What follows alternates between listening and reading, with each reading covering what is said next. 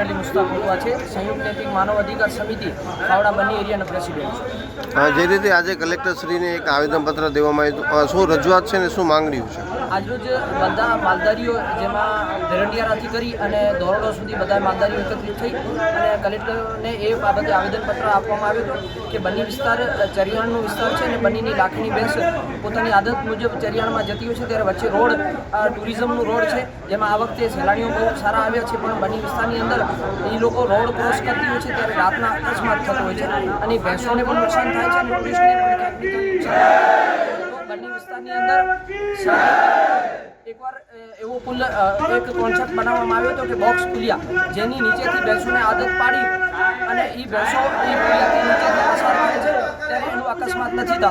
એવો જ પુલિયો પટગાર ગામ કાને બનાવવામાં આવ્યો, એમાં પણ માલધારીઓએ ભેંસોને આદત પાડી અને ભેંસો પુલિયાની નીચેથી પસાર થઈ જાય છે। જો કે મેરલીવાંડ, ડુમાડો, આદિયાળ, ગોરેવાલી, કર્ણાવલી અને બીજા ગામડાઓ જે છે, કર્ણાવલી, નોળકો જેવા ગામડાઓમાં એના પશુધન ખૂબ મોટા પ્રમાણમાં છે અને રાત્રિ સમયે પોતાના ઘરે પાછો વળે છે ત્યારે એના અકસ્માતનો ભોગ બને છે અને ટુરિસ્ટને પણ ભોગ બનવું પડે છે।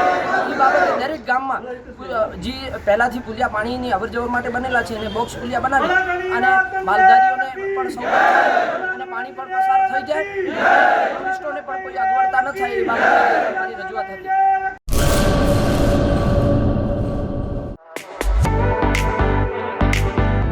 ધર્મસુત સુઝુકી,